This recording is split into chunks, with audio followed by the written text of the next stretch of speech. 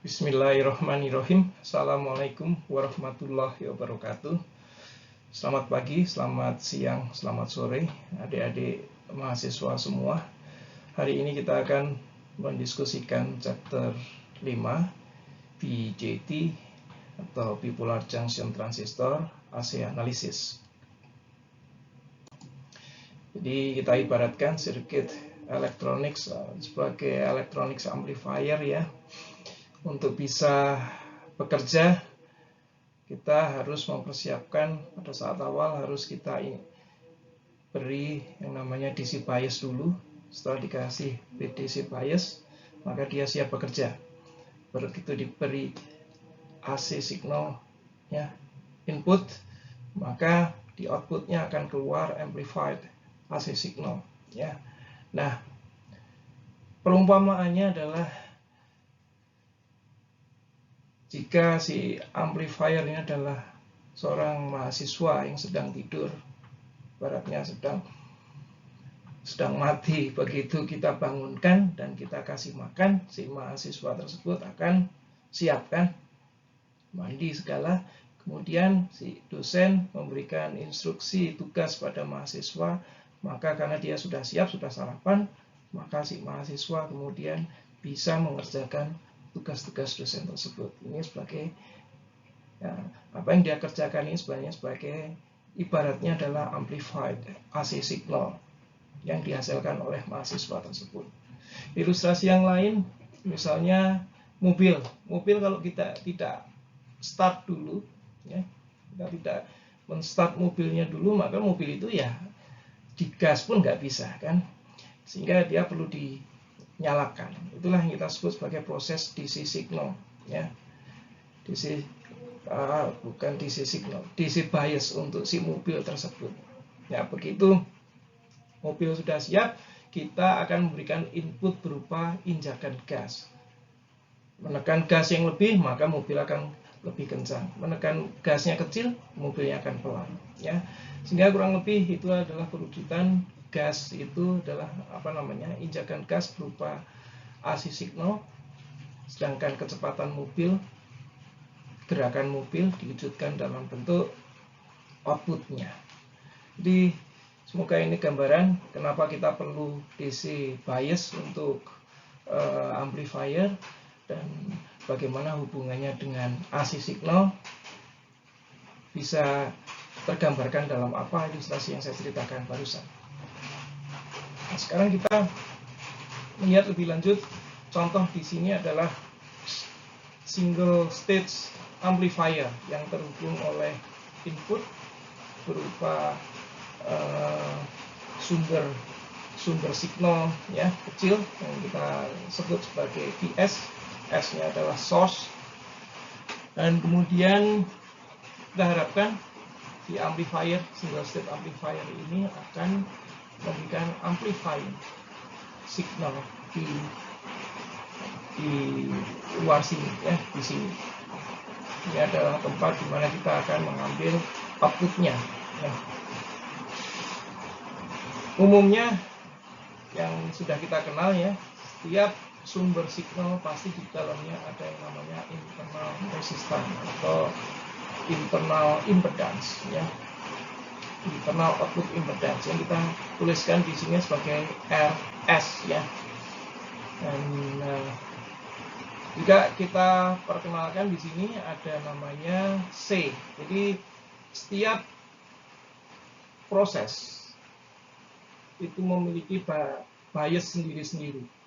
Jika kita ingin memisah biasnya supaya tidak perhitungannya di dalam desain tidak membingungkan, maka kita harus menekat setiap stage itu dengan yang kita sebut sebagai coupling kapasitor, di mana dia akan mengkapel signal, tapi dia akan memblok DC bias di antara state-state yang terhubungkan ya. Di sini kita lihat tadi di sini ada yang pertama adalah C1 coupling kapasitor yang menghubungkan dengan input, sedangkan di sini ada C2 yang menghubungkan dengan output ya. Nah, bias di sini si R1 dan R2 itu harus meyakinkan bahwa di sini ada tegangan B itu harus lebih tinggi. Ini namanya voltage divider. Dan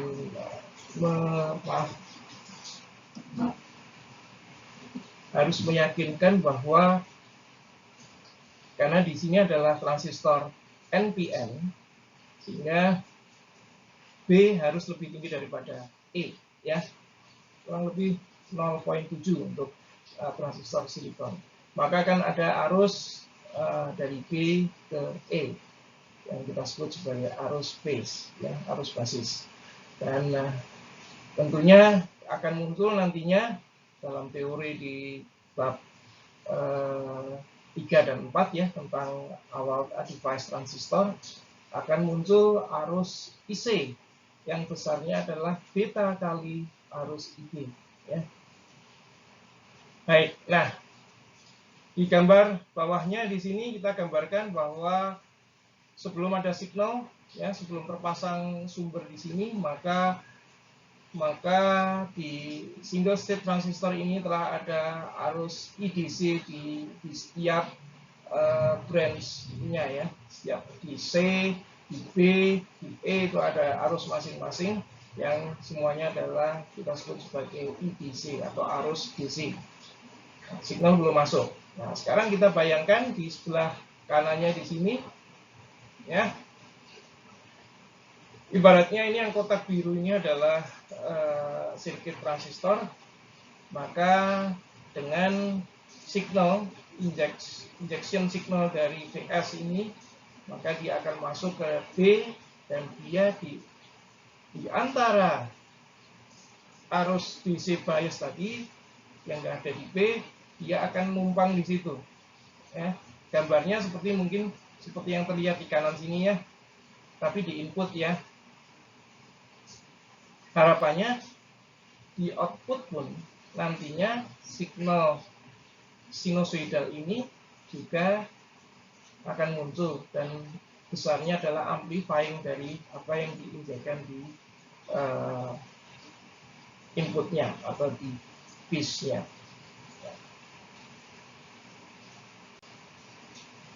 Nah, sekarang yang tadi adalah gambaran sederhana, ya, gambaran kulit luarnya aja. Sekarang kita akan bicara lebih detail. Terus bagaimana kita menganalisanya? Nah, sirkuit yang ada di sini adalah sirkuit yang sudah dipasangi DC bias dan sudah diinjek dengan AC signal yang inputnya adalah VS di depan ini, ya. Nah, ada beberapa persyaratan bagaimana kita menganalisanya, seperti yang ada di sini. Yang pertama, ya, setting all DC sources to zero and replacing them by a short circuit equivalent. Jadi signal itu tidak melihat dia tegangannya adalah 0 di ground atau tegangannya ada di VCC, semuanya karena dia tetap nilainya maka dianggap semuanya adalah ground. Seluruh poin yang nilainya tetap atau fix tidak berubah itu dianggap sebagai ground. Ini prinsip pertama. Kemudian yang kedua, replacing all capacitors by a short circuit equivalent. Jadi ibaratnya kapasitornya nggak ada. Jadi kapasitor ini bisa kita hilangkan, ya, namanya coupling kapasitor. Ini kita anggap sebagai kawat tersambung, begitu juga ini, ya, sehingga sewaktu kita berbicara bias, C ini ada, ya, C ini ada karena yang lewat di sini adalah tegangan tetap terus, ya. Tapi begitu signal, semua signal bukan lewat di RE-nya, tapi lewat di kapasitornya. Sehingga ini dianggap sebagai short circuit, ya. C3 disebut short circuit, C2 short circuit, C1 juga short circuit. Jadi removing all elements bypassed by the short circuit elements introduced by steps 1 and 2. Artinya apa? Yang di short adalah misalnya contohnya SC3. Karena ini di short C3-nya, maka RE kita anggap hilang. Dan kemudian kita gambarkan kembali setelah ada asumsi-asumsi tersebut, kita gambarkan lagi seperti yang ada di halaman berikutnya. Nah, kita bisa melihat setelah mengikuti apa yang di aturan tadi, maka akan terlihat bahwa R1 sambung ke atas ground kan, yang sebelumnya ini adalah VCC, dia menjadi ground. Begitu juga RC, ya. Ini sambung ke VCC berarti dia sambung ke ground. RE yang tadinya ada karena paralel dengan kapasitor, maka dia adalah short circuit atau sambung ke ground. Jadi kurang lebih kalau kita ingin lebih detail, kalau kita lihat lebih lanjut, ya, box tadi ini kita sebut sebagai suatu box two ports, ya, two port system, ya. Nah, kita akan melihat nanti dari jadi si single state transistor tadi, kita bisa melihat dari sisi kiri, yaitu dari sisi input, seolah-olah input melihat ke dalam sistem tersebut, dia memiliki impedansi yang kita sebut sebagai ZI, Z input, ya. Nah, karena hanya ada dua parameter dalam analisis sirkuit, ya. Parameter aktifnya, ya, yaitu adalah voltage dan arus, ya kan? Berarti di sini parameternya adalah pasti impedans, ya, impedans input. Begitu juga output. Di output ada yang namanya VO, V output, dan IO, I output. Nah, Anda lihat di sini nantinya kita punya suatu standar dalam menganalisa suatu sistem, ya, two ports atau many ports, ya, bahwa arus setiap port itu ada tegangan, ada arus, dan arus semuanya digambarkan adalah arus masuk. Masalah nanti arusnya keluar itu adalah hasil dari perhitungan. Oke.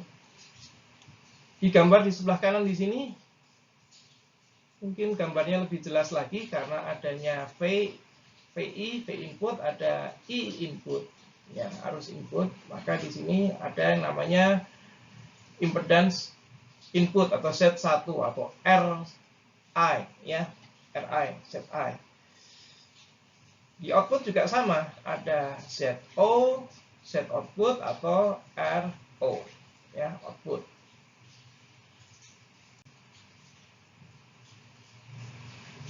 Nah, di gambar sebelumnya kita gambarkan dalam bentuk rangkaian ini, rasanya saya nggak perlu menjelaskan. Ini bisa ditransformasikan, ya, bawah sini. Jadi R1, R2 ini adalah apa namanya? Bias resistors, ya, bias resistor. Kemudian ada transistornya. Dan di sini ada bukan bias resistor tapi load resistor. Bisa disebut load, tapi juga bisa disebut sebagai bias juga. Tapi paling tidak di sini kita bisa menganggapnya sebagai load, ya. Jadi kita bisa melihat, kita bisa memisahkan di tengah itu ada transistor, kita menganalisanya, ada bias resistornya di kiri untuk base ke ground dan RC dari C ke ground, ya. Saya dibayangkan seperti itu. Nah, kita memulai menganalisa ini dengan suatu sistem yang kita kenalkan di sini, kita sebut sebagai RI transistor model, ya. Jadi base-nya adalah kita melihat bahwa di dalam transistor itu ada suatu resistansi, dynamic resistance, ya, seperti yang kita ajarkan sewaktu di bab 2, ya, tentang diode, bahwa ada dynamic resistance yang ada di transistor, dan model kita untuk menjelaskan ini adalah menggunakan model itu. Ini adalah classical common emitter amplifier, ya. Di sebelah sini adalah inputnya, ya kan. Di sebelah sini adalah output loop. Ada input loop, ada output loop, ya. Nah, kalau dalam kondisi seperti ini transistor emiternya di ground, maka Anda lihat di sini ada tegangan VBE, ya. Base emitter. Akan ada arus namanya IB, ya. Yaitu arus yang masuk ke base. Dan kita ingat bahwa antara base ke emitter itu ada transistor. Ada diode. Diode ini akan dilalui oleh arus sebesar IE. Dan di atasnya di sini di junction dari B ke C, di sana ada arus yang namanya IC, di mana IB plus IC akan sama dengan IE, ya. Nah, kita mencoba mengenali beberapa karakteristik di sini. Kita tadi menyebut ada input loop, ada output loop. Nah, sekarang input loopnya di sini adalah apa? Bisa IB, bisa IE, ya, sebagai fungsi VBE. Yang seperti di sini, ini sudah diceritakan, ini fungsinya seperti fungsi diode biasa, ya, forward bias diode. Di bawah sini VBE, ya, sebagai input. Outputnya bisa dalam bentuk IB, tergantung kan, bentuknya sama, hanya dikalikan saja. Bisa juga IE. Kalau IE berarti perkalian I plus beta kali IB, ya, tapi bentuk trennya akan sama, ya, jadi eksponensial. Ini kita sebut sebagai input karakteristik dari sistem transistor dengan konfigurasi common emitter, ya. Nah, kemudian yang di sini sebelah bawah sini kita gambar agak besar, kita sebut sebagai output karakteristik, ya. Karena arus melewati IC IE, di mana dia merupakan apa? Output karakteristik itu di sana ada apa namanya? Input VCE, keluarannya IC. Dan namun ini merupakan fungsi IC, ini merupakan fungsi dari IB, ya, masing-masing IB ini. Ini kita sebut sebelah kanan di sini sebut output karakteristik dari sirkuit transistor dalam konfigurasi yang kita sebut sebagai common emitter. Nah, Anda pasti ingat kalau kita tarik seperti ini artinya kita mengambil apa? Mengambil tegangan di resistor, ya, yang ada di RC, di mana porsinya nanti kita bisa mendapatkan input signal dari IB yang bergerak ke sana ke sini, ya, naik turun, yang akan menyebabkan apa? Ini kalau di sini adalah Q point-nya, maka akan menyebabkan tegangan VCE yang juga berini, ya. Jadi ini seperti transformasi input arus IB akan menghasilkan output tegangan di kolektornya. Gambar di sebelah kanan bawah di sini ini simbol-simbol aja, ya, bahwa input IB itu keluarannya adalah, ya, Anda harus melihat di sini B, E, dan C itu dituliskan dalam lowercase untuk menggambarkan bahwa arusnya adalah arus signal, ya, bukan DC signal. Kalau DC signal kita gambarkan dengan simbolnya dengan capital, ya. Di sini simbol-simbolnya bahwa IE itu adalah beta plus 1 IB, sedangkan IC itu sama dengan beta IB, ya. Ini seolah-olah kita memiliki di sini kita memiliki sumber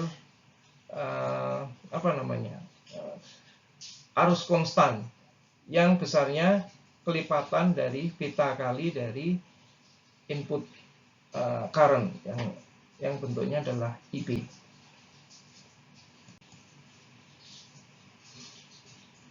Nah, Sekarang lebih lanjut, kita punya transistor tadi di sini ya. Kita punya transistor. Dan transistor itu kalau dalam bentuk AC signal maka bukan fixed resistor yang kita gunakan, tapi adalah dynamic resistance ya, dynamic resistor.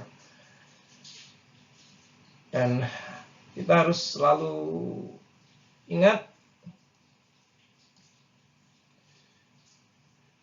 diode resistan ya, itu ditentukan nilainya adalah 26 mV per ID ya. D-nya adalah diode. Diode-nya adalah nilai dari IE atau mungkin dibagi IE. Nah, ini di sini ada kata IE di sini. Ya. Jadi ini D, ini diode. Di bawahnya di sini ini diode ya. D, sedangkan di bawah sini adalah IE ya. Jadi diode-nya adalah dalam bentuk hubungan E ke B. Nah, kita lihat di sini set I, set input, set I itu sama dengan VI ya. Jadi VI itu adalah tegangan yang ada di base ya, titik base. Dan tegangan itu pasti lebih kecil daripada VS ya. Nanti kita akan bicara kenapa kok lebih kecil, karena kita di depan di antara B dan VS-nya tadi ada yang namanya resistan dalamnya si sumber ya. Nanti kita akan diskusi di sana. ZI itu sama dengan VI per IB ya, sama dengan VBE per IB. Oke. Nah, VBE sendiri apa? Itu sama dengan IE kali RE, sama dengan IC plus IB kali RE. Ini RE ini adalah dynamic resistance dari si diode antara B dan E ya. Dan kita tahu ini B plus 1 ya nantinya ya, B plus 1 kali IB RE. Jadi ZI ya, kalau kita teruskan mungkin saya langsung nyebut ke sini saja. ZI jadi input impedance yang kita lihat di sini ya, itu sama dengan beta plus 1 kali RE, atau umumnya beta itu jauh lebih besar daripada 1 sehingga kita bisa langsung inputnya ZA itu sama dengan beta RE. Oke, kita lanjut. Sehingga kita mencoba menaruhnya menjadi suatu model yang ideal condition ya. Kita gambarkan bahwa jadi anggapannya yang kita sebut, kenapa disebut kok ideal, karena kita tidak melihat kita melihatnya semuanya adalah ideal seperti apa yang kita harapkan, tapi sebenarnya tidak seperti itu ya. Jadi idealnya seperti ini. Jadi di antara B dan E ada yang namanya beta RE ya. Kemudian ada amplifier arus ya, amplifier arus atau yang berupa sumber arus searah yang besarnya adalah beta IB ya. Dan itu adalah merupakan arus kolektor. Ini ideal kondisi. Nah, kita akan mengangkat apa yang disebut ideal condition ya, karena seperti ini bentuk ininya. Kita harapannya seperti ini kan. Jadi IB itu berkorespondensi langsung dengan suatu IB berkorespondensi langsung dengan IC ya, dan seterusnya. Ini ideal, tapi sebenarnya tidak ada yang ideal. Karena apa? Ternyata yang tidak ideal dan ternyata yang ada di fakta alam, nah fakta dari device tersebut, perangkat tersebut adalah apa yang ada di gambar sebelah kanan ini ya. Ini tidak seperti lurus ya, horizontal seperti di kiri, tapi dia merupakan fungsi linear yang ke kanan, sehingga semuanya ini kalau kita asumsikan akan ketemu di suatu nilai ya di sini, di suatu nilai VCE sama dengan minus VA. Ya, semua titik ini akan menghubungkan ini, sehingga apa? Kita bisa menganggap bahwa perubahan ini bisa kita anggap sebagai suatu bentuk dynamic resistance yang kita anggap sebagai RO. Ya, karena ini adalah karakteristik output, maka segala perubahan yang ada di sebelah di sisi output karakteristik ini itu harus diwujudkan dalam bentuk apa? Output resistance yang merupakan fungsi dari ya, output resistance ini sebenarnya merupakan fungsi yang kompleks ya, tapi kita bisa merata-ratakannya. Semakin rendah, Anda lihat di sini RO-nya, jadi pada saat IB-nya rendah, RO-nya di sini semakin landai ya. Seper RO-nya semakin landai, jadi RO-nya semakin tinggi. Kalau di sini, di atas ini, untuk IB yang besar, maka seper RO-nya, slope-nya adalah besar. Dan itu menandakan bahwa RO-nya mengecil. Ya, kurang lebih itu yang harus dipahami. Jadi ini, sebelah kanan ini, ya, ini adalah kondisi yang kita sebut sebagai non-ideal. Dan itu adalah fakta yang ada. Ya. Jadi kalau Anda amatin lagi, maka penurunan bahwa nilai RO ini adalah tergantung pada VA-nya fix, tergantung pada tegangan dari VCE, dan VCE sendiri selalu berubah tergantung dari signal, karena dia akan C-nya sendiri akan selalu berubah, ya, tergantung dari signal yang lewat di situ. Sehingga dan ICQ ini, nah, di sini disebut Q karena kita kemudian merata-rata, tapi sebenarnya setiap saat instantaneousnya dia selalu berubah-ubah. ICQ-nya sendiri di sini Q ya, ICQ artinya bias di tengahnya, itu namanya Q point-nya, equilibrium point-nya, itu yang kita gunakan untuk meramalkan RO. Jadi RO sendiri sebenarnya bukan nilai yang tetap terus ya, tapi average yang kita gunakan. Sedangkan dia akan berubah-ubah sesuai dengan besaran dari output signalnya, karena dia ada terpengaruh oleh output signal yang ada di kolektornya. Baik, sehingga yang non-ideal tadi dalam RE model bisa kita gambarkan dalam bentuk di sini ya, tambahan. Oke. Nah, kita lanjutkan.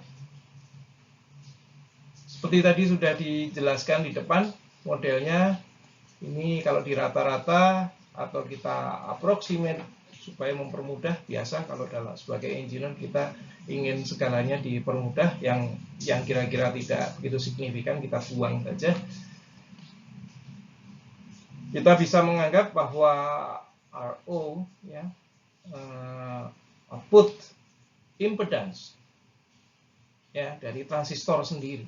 Jadi intrinsik transistornya itu tergantung dari VA dan tergantung kepada Q point dari arusnya. Jadi equilibrium, titik tengah dari waktu kita biasnya itu di mana, ya.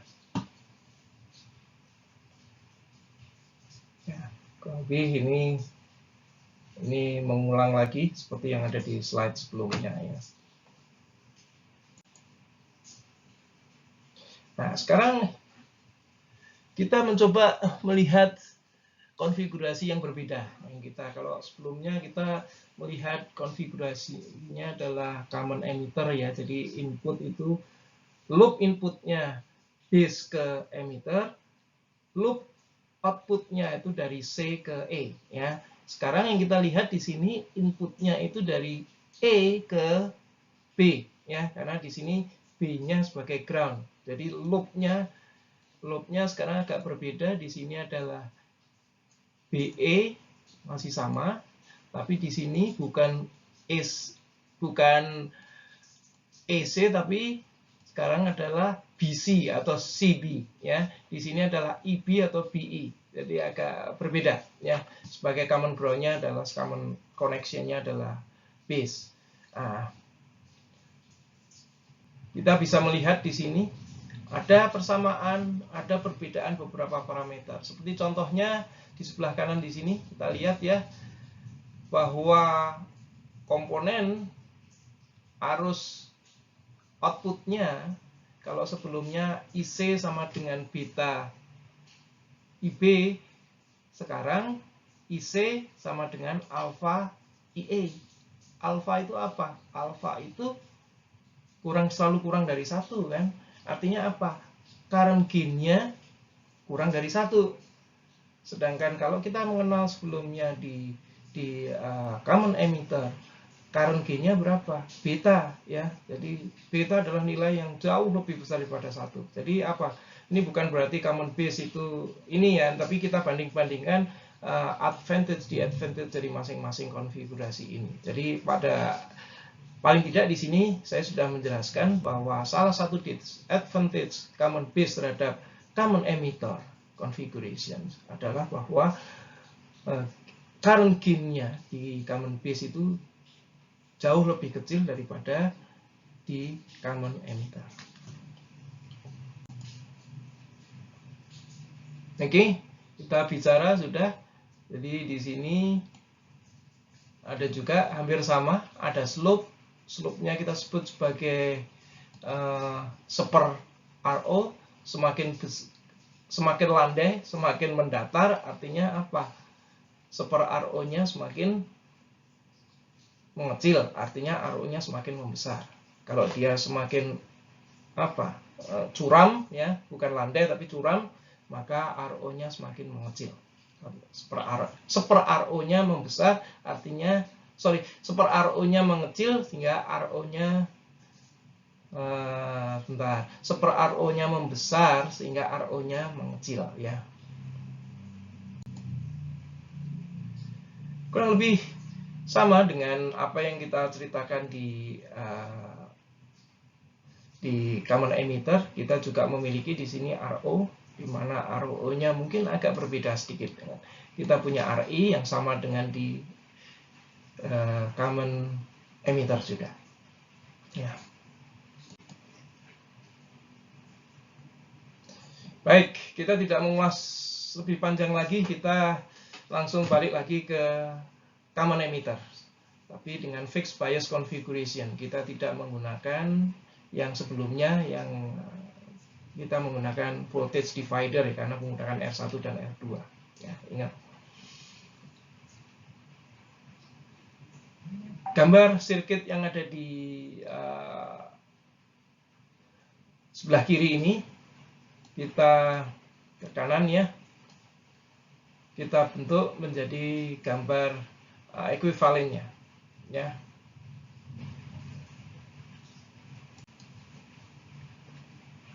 Nah, kalau kita jelaskan lebih lanjut, ya kalau di gambar pertama tadi transistornya wujudnya adalah yang ada di blok biru ini.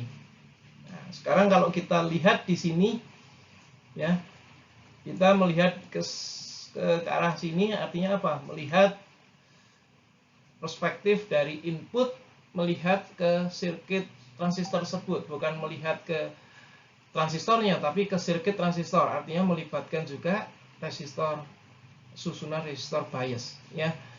Kalau kita melihatnya hanya dari sini, artinya kita melihat yang tadi kita sebutkan adalah input dari transistor. Tapi kalau yang dari kanan sini, ini adalah artinya kita melihat dari input dari sirkuit transistor ya. Berbeda ya, sirkuit transistor dan transistor. Jadi kita sekarang akan melibatkan RB untuk menentukan ZI. Kalau sebelumnya ZI sama dengan beta RI, sekarang ZI tentunya beta RI paralel dengan RB ya. Ya, nah, sekarang permasalahannya apa? Kalau RB ini jauh lebih besar daripada beta RE, maka apa kalau jauh lebih besar? Artinya kita bisa mengignore dia. Sehingga set input atau impedance input dari sirkuit tersebut hanya sama dengan BRE, karena kita bisa mengignore RB-nya adalah sesuatu yang besar sehingga dianggap tidak perlu dipertimbangkan. Sekarang bagaimana dengan output? ZO ini. ZO sama dengan apa? Kalau dilihat dari luar, perspektif dari luar, maka dilihat dari load ya, maka dia adalah paralel antara RC dan RO. RO biasanya sangat besar sehingga apa? Sehingga output impedance dari sirkuit tersebut itu kurang lebih sama dengan RC. Ya.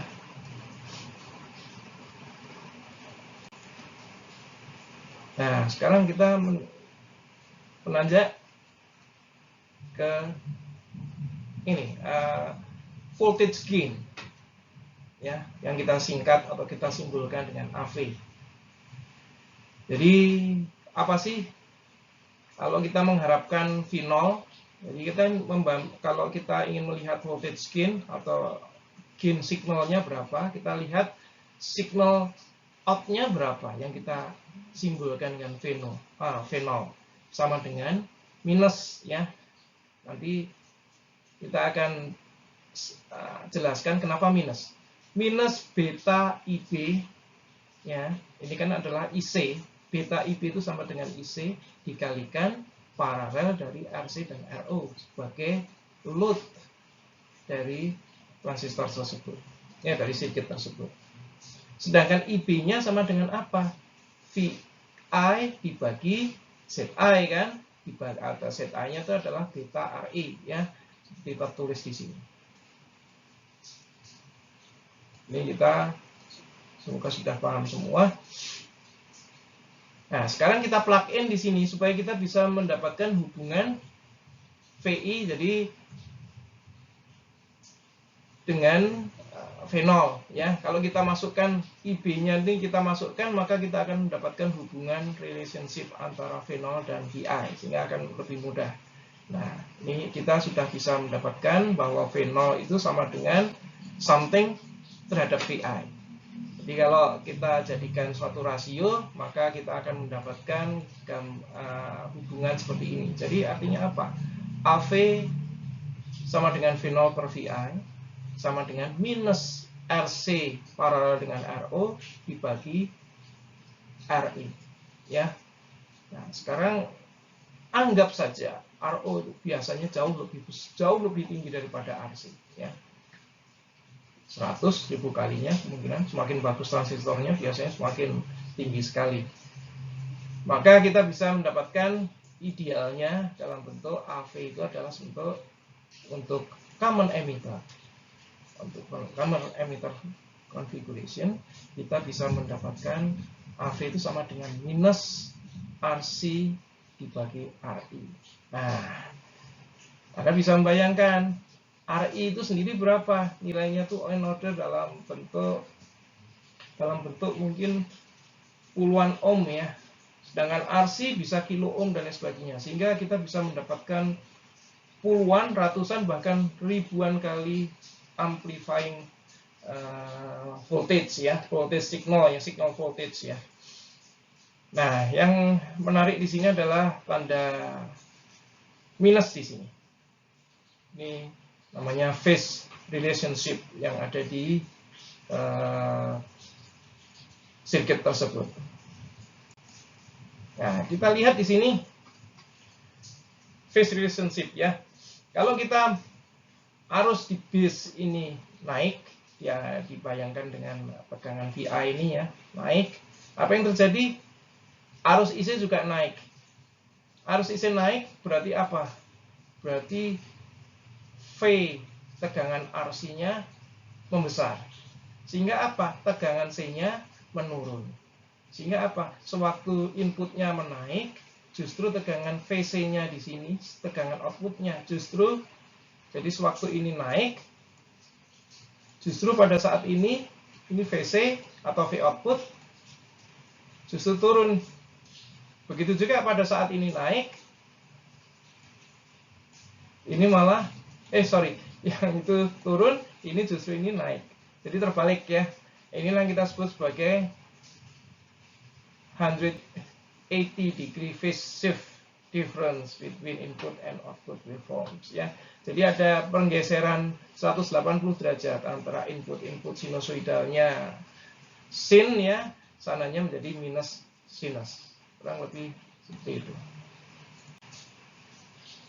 Ini ada beberapa contoh soal yang mungkin bisa kita diskusikan. Di sini adalah menentukan apa ini? RI ya. Kita masih ingat menentukan RI itu adalah sama dengan 26 mV dibagi arus IE ya. Find ZI. Ya, find ZI. Jadi kita suruh menemukan ZI itu di mana? ZI ini ya. Jadi dalam perspektifnya si sumber VI, ZI-nya itu berapa? Dimana RO-nya sama dengan besar sekali, tidak berhingga. Artinya tidak ada pengaruh RO. Nanti kita akan diskusi sedikit bahwa input behavior atau sifat input itu dipengaruhi oleh sifat output ya. Kemudian kita diminta untuk menghitung Z0 di mana RO-nya adalah tidak berhingga juga, determine AV yaitu voltage gain, dan diminta untuk merepeat problem C dan D jika RO-nya adalah 50 kilo ohm ya. Nah, sekarang kita kerjakan. Kalau DC analisis berarti kita harus menghitung, karena kita harus menghitung IE ya untuk menentukan RE, maka kita tentukan dulu IB-nya yang paling gampang, VCC minus VBE dibagi RB.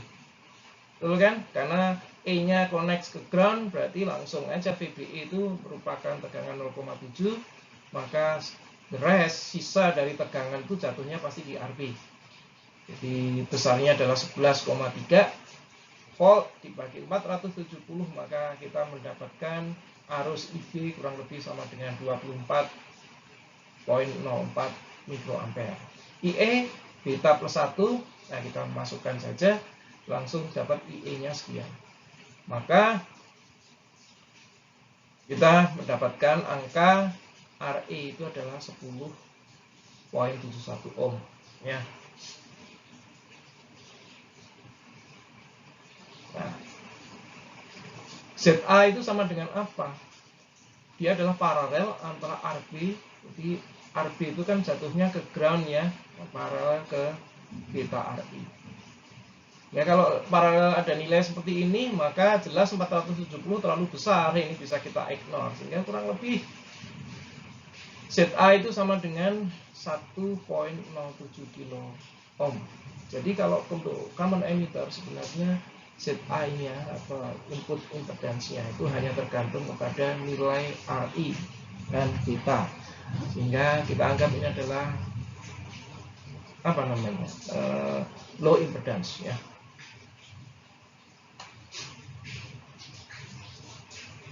Z0 seperti kita ingat RO-nya besar sekali, maka ya kita tergantung Z0 pada RC saja, karena Z0 itu sama dengan RC paralel dengan RO kan ya. AV kita masih ingat rumus yang sudah kita dapatkan, minus RC per RI ya. Nah, kita mendapat nilai ini minus 280,11. Nah, kalau RO-nya bukan infinite tapi finite, harganya adalah 50 kilo ohm, Anda tidak bisa solely, tidak hanya sekedar RC saja dibagi RE nantinya sih. Ya, kita tetap ini harus diparalelkan, maka Anda tidak 3 kilo ohm tapi kita mendapatkan 2,83 kilo ohm. AV Anda bisa melihat di sini akan ada penurunan karena sebagian signalnya seolah-olah diserap oleh si RO ya, yang merupakan intrinsic resistan output dari transistor ya. Baik, terima kasih.